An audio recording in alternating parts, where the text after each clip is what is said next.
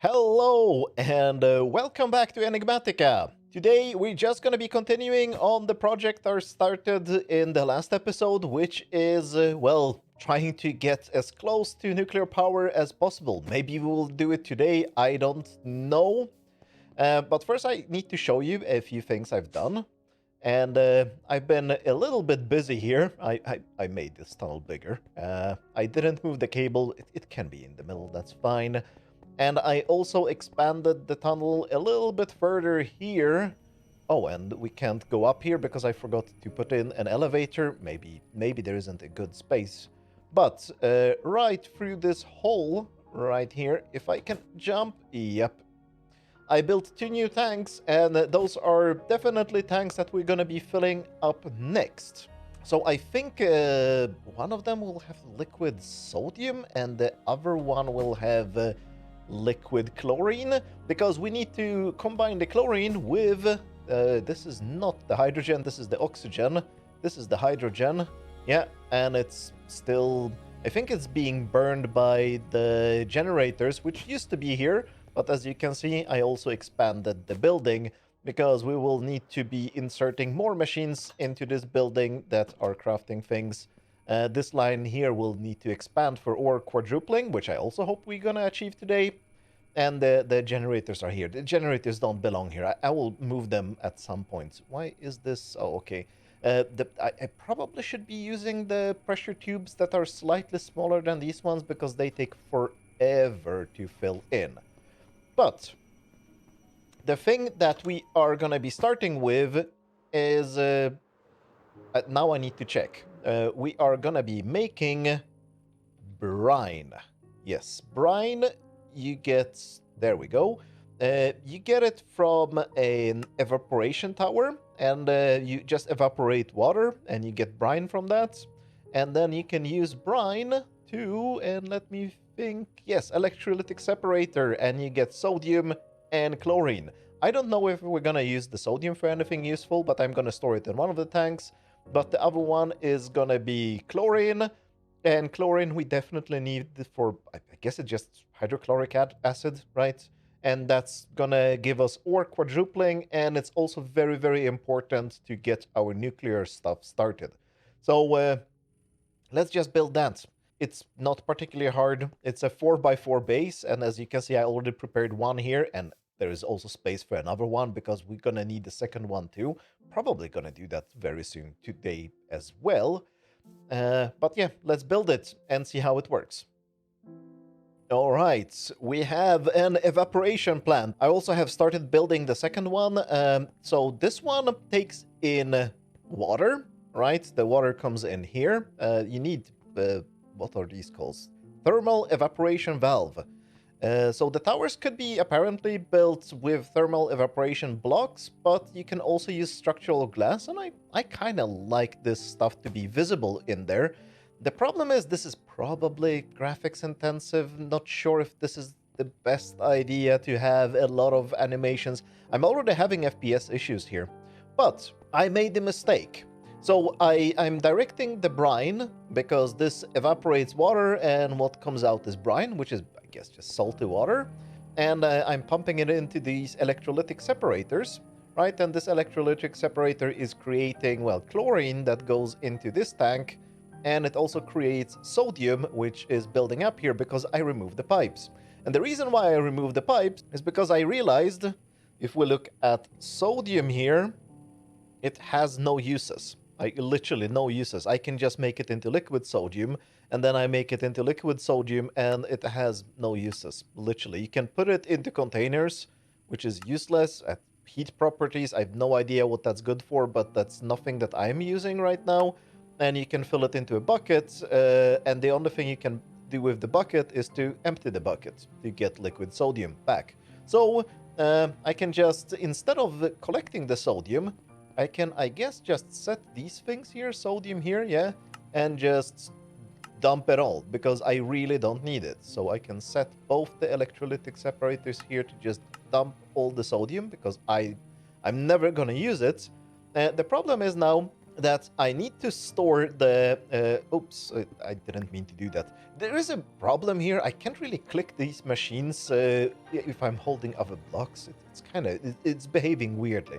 Anyway, so I need to store the liquid lithium somewhere, but it would make sense to store it here. But here I already have the chlorine, and I'm trying right now to figure out a way to get rid of the sodium from here, but I could literally... Look, I can poke a hole in this, right? So, hey, all the gas should escape, but I put the blocks back in. Of course, it's Minecraft physics, so it doesn't work. You know what? I'm just gonna try to remove the whole thing. Maybe that'll help. Remove all the structural blocks here. Now I have removed it. Let's replace it and see if that helped. But something weird is going on that I really cannot remove this entire structure. Oh, and by the way, I haven't ever shown this. This is a wand that can build a lot of blocks at the same time. Let me rebuild this thing and let's see if I manage to empty it. Small mistake. It's kind of weird that I can't really recover from it as easily as I would like to. Okay, rebuilding the tank completely actually solved the problem. We are getting chlorine in here, so now I need to empty this, and, well, the only way I know how to empty these things is just by kablamo. I'm kind of curious about how this actually works in, like, the implementation details, because in Minecraft, everything is stored in blocks, right? You can't have... Or maybe you can have information outside of blocks, but I don't think you can. And I'm curious about what makes these multi-block structures work, because I'm suspecting that this thing here, the evaporation block, the controller would be storing all information what's inside the tower. That makes sense, but there is no controller block on these dynamic tanks. It's weird. All right, problem solved. Now this one contains chlorine, just like I wanted, and this one contains liquid lithium, which I just connected through here. But I'm not going to be using the lithium just yet. This graphics here kind of looks kind of wonky. I'm guessing it's supposed to be filling up from the bottom, and the fact that we only have 23 buckets out of 25,000. Yeah, so, okay, yeah, it's a very, very small amount of liquid lithium that we have created. But I don't need to create that much lithium. Ooh, let's fix this. I'm trying to make the floor here pretty.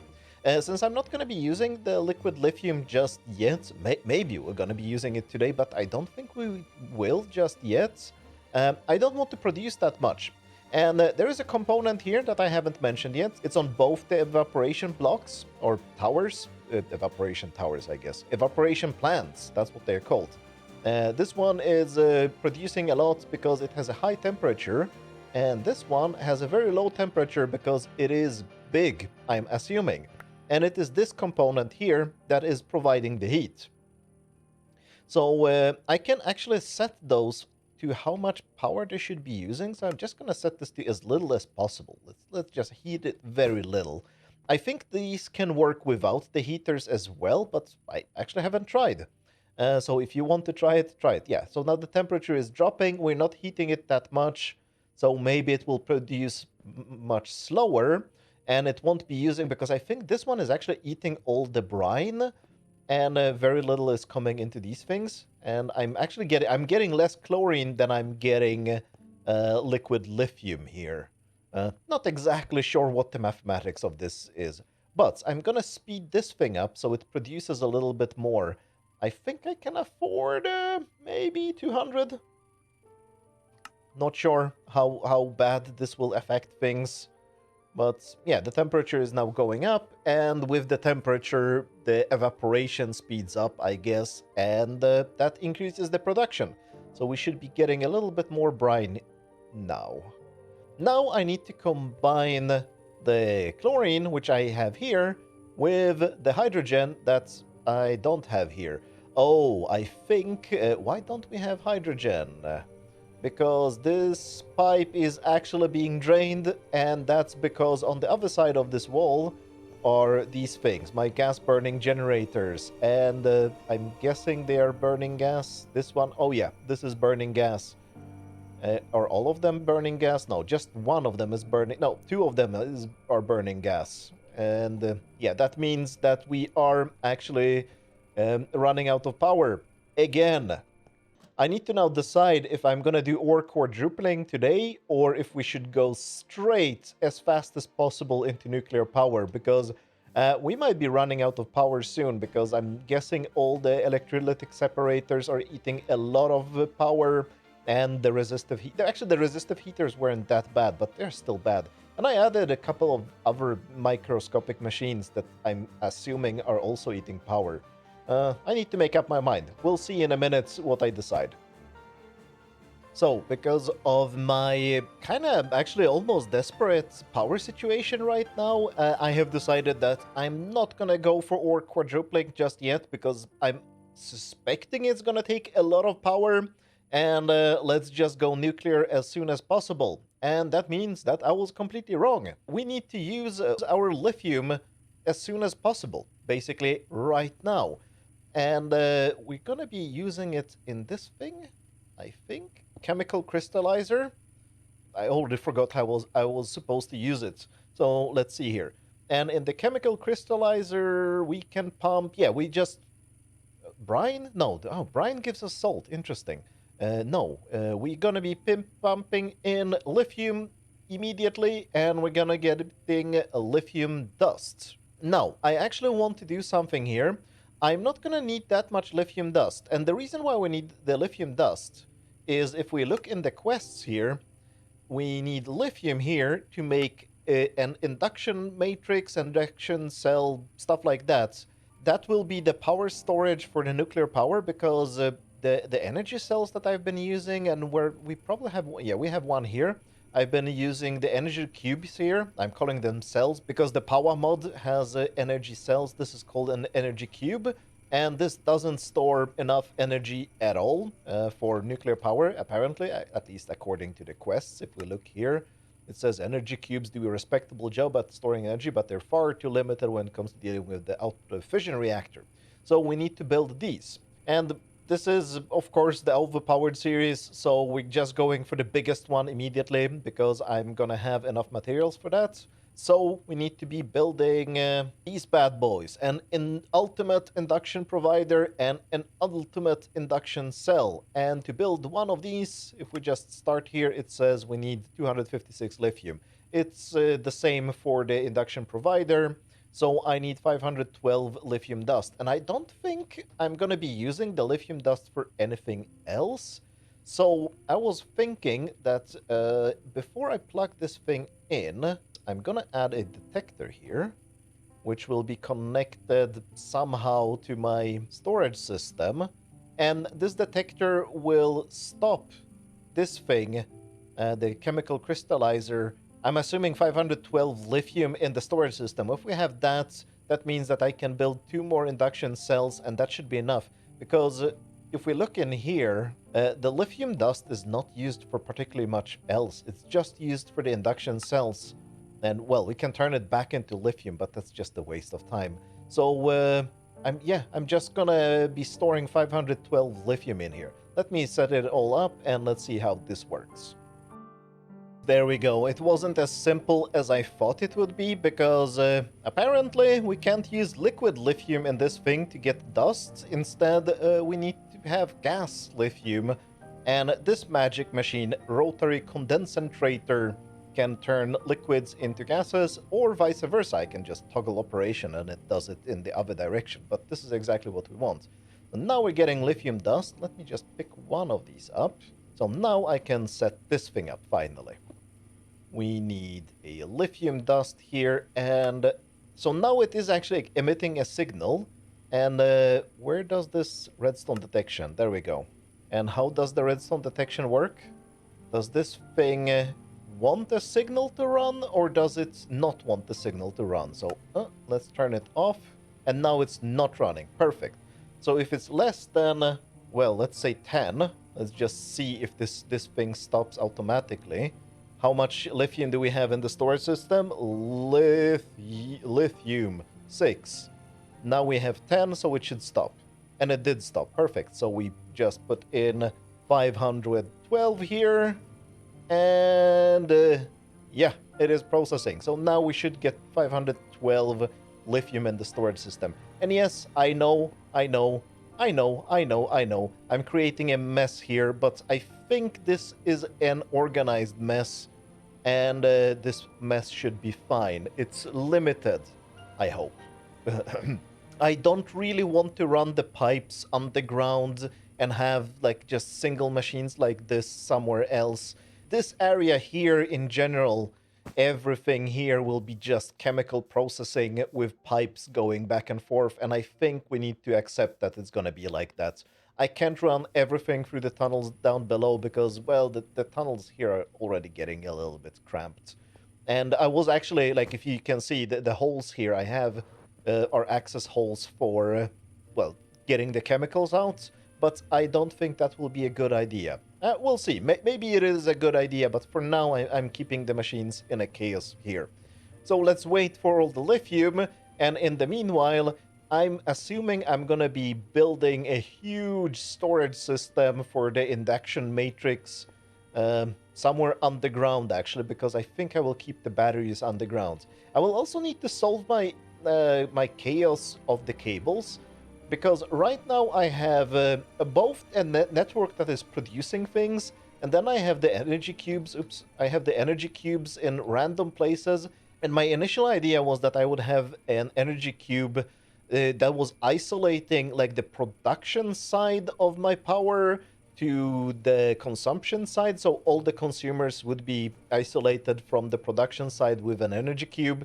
And I just have not been following that rule everywhere. For example, here I just noticed that I just connected all these machines directly to my production side. So yeah, I will have to figure out a little bit... here as well. That's one of the original installations. So I will have to figure out a little bit saner layout of my power cables.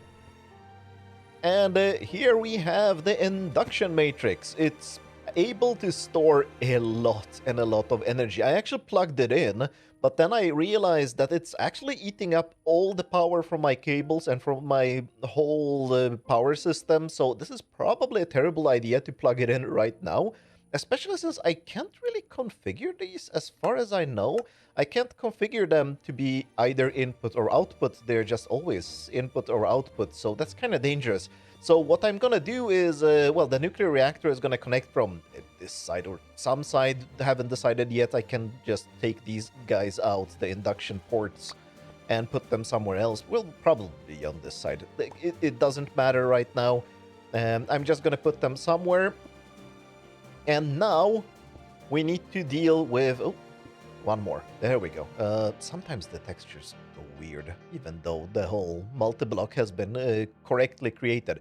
Anyway, right now we need to deal with this entire quest line. So this is not really a quest line. It just tells you in which order to process things so that you can get, well, fissile fuel. I'm just gonna go for it. I'm not gonna go through every single step. I will just show you the entire chain at the end, because it's quite a lot of work, and, well, we would just end up with 3 episodes of me going through every single component in the fissile fuel production, and I want my nuclear reactor really soon. And there's also another thing I just want to deal with. Did you just see that? Slimes, yeah. I'm getting closer here to this slime island, and I will probably have the nuclear reactor somewhere here, and I don't want any stupid slimes landing on it. And I think it is actually possible to disable the slime spawning up here by just removing the grass, because I think it's the grass here, the earth slime grass, that is causing the slimes to spawn. So if I remove it, I think the slime spawning should stop. I'm not 100% sure, but I've been experimenting a little bit earlier, and it seemed to stop. Not in this world, but in a different world. I have quite a few modded worlds that I'm just playing around with just to see what's possible, what's working and what's not working. And this is, I think, from Tinker's Construct, and it seems to behave the same way everywhere. That if you remove the grass, the slime stops spawning. So let's kill this slime island. Unfortunately, sorry slime island, I'm gonna remove you. I don't want slimes falling onto my nuclear waste. Not that it would be a problem, but who knows, maybe it is. I don't know how it works, I'm not gonna risk it. I went a little bit overboard. See the slime island behind me? Up there? No, I don't see it either. Apparently, it's about 3,500 blocks. Who knew? Well, now I know. And I also built the entire fissile fuel processing chain. It ended up being smaller than I thought, but it is complete. It took quite a while to figure out all the bits and pieces and how they should hang together, but now we have it. So this is, let's start from this end. This is my network receiver for the storage system, because I didn't want to pull more cables, and these aren't too expensive power-wise. I hope. I don't know, I might actually be in a situation where I'm just gonna run out of power very soon, but we'll notice that. Here, I'm throwing in sulfur into a chemical oxidizer. This creates, we can probably see here, no we can't. It is going into this machine where it is called sulfur dioxide, yes. It's very hard to see, but yeah, we're creating sulfur dioxide. This is a chemical infuser. We're infusing it with more oxygen and creating sulfur trioxide, which goes into this pipe. And this pipe takes the sulfur trioxide from one side, and from the other side we're taking in water vapor, which we get from the rotary condensator, which is just creating water vapor from water, I'm guessing. And this is also provided by the storage system, because the storage system does have a, well, it is the big tank, which is over there, is connected to the storage system, so I'm having pretty much infinite water here, which is quite useful.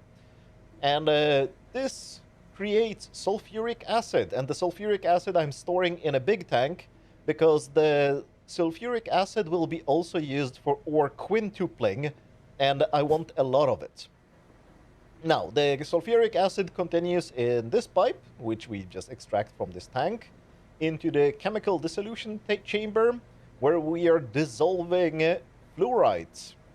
And the fluorides creates, what does it create? It creates hydrofluoric acid, which goes into this magical thing, which is a chemical infuser.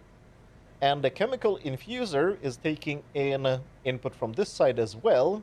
The chemical oxidizer oxidizes the yellow cake uranium to create uranium oxide. So we're mixing the uranium oxide and hydrofluoric acid, and what comes out is uranium hexafluoride, which comes into this thing, and this is our uranium centrifuge, or isotopic centrifuge, which creates fissile fuel. And there's quite a lot of space between the various modules here, or the various processing stages, and this is all on purpose. I kind of did a little bit of a mistake here, or maybe misplanning here. I'll get into that in a second, but all these machines, as you can see, this one doesn't take the power from below. Usually I'm setting up these machines to take power from below, but all of these I set up so that they're taking power from the side, one type of input from one side, one type of input from another side, and then output from another side, so that I can stack them on top of each other in case I ever need to, well, increase the production rate. Right now, this is, well, I don't know how much fissile fuel I'm going to be using, because, as you can see, this is going nowhere, but I still have a little bit of margin. I can install more speed upgrades into most of these machines, and those that don't have upgrades, and I think there was one that didn't have upgrade, I don't remember which one it was, maybe the condensator. One of these machines didn't take upgrades. I can just build more of them by stacking them on top of each other and building just towers of them up into the sky. And that's the idea here. I'm definitely gonna need that for the sulfuric acid. I did this because when I was messing around in my previous worlds, where I was experimenting with nuclear power, I definitely had some huge bottlenecks. I did a little bit of a mistake with this one, because this one, instead of stacking, I thought I would just build a long chain of them, but I can just move the input from there to there, and then we can stack them. It's taking, right now it's taking, actually, this is the only one that is taking power from below, but I can rearrange that. It's no big deal. There is a lot of space to play around here. So, yeah, we can make as much fissile fuel as we want. Fissile fuel we might not even need that much, because my plan with the nuclear power is that I'm gonna build a fission reactor, a normal fission reactor, and then I'm gonna use the output from the fission reactor to build a fusion reactor, and the fusion reactor doesn't need any stuff like this. So we might not even need to expand this so much. And yes, I had a wandering trader visit me. And by the way, I need to sleep right now because most of my power is coming from solar panels, and I cannot afford to have night because everything in here is super, super, super hungry. Another fun thing I found while building this is this floor. The laboratory large steel, whatever it is, from the chisel mod. I don't know what it does. I think the chisel mod does something more than just provide blocks, but I really like these blocks. They have nice sound when I'm walking around on them. And of course, to build all this, we also required a whole new tunnel, an expansion of the tunnel network. Again, this might end up just being a massive, massive room underground here eventually. Oh, where does this go? Oh, this is probably, yes, this is the induction matrix, the big battery. So I might have just removed this wall. Yeah, there's lots of infrastructure going on underground here in the background. Quite a lot of work here, but it's turning out quite nicely. Especially when I have more power, so I can dare to expand these. So we are creating much more of all the ingredients that we need. But this has taken quite some time today, so we're gonna finish here. This was the entire quest chain that I finished today, which is quite nice. And we have to finish this bit, and I'm really not all of this, but I think we just gonna end up around here next time. Because when we have the radioactive waste barrels, that means we have already built the reactor and the turbine. But we're gonna be making a lot of weird blocks. I have not set up auto crafting for this, so that's why I'm finishing the episode now, because this will be quite a lot of work, and this will be quite a bit of work. I'm just looking here, but I think I have all the ingredients. I don't need any special stuff for this. No, I have all the components needed. I just need to set up the auto crafting for all this stuff, build all this stuff, and build the reactor, which will, I guess, end up somewhere close to the fuel processing, maybe in that corner. But that will be it from me today. We have fissile fuel. So with that, thanks a lot for watching, and have a glowing day. Bye.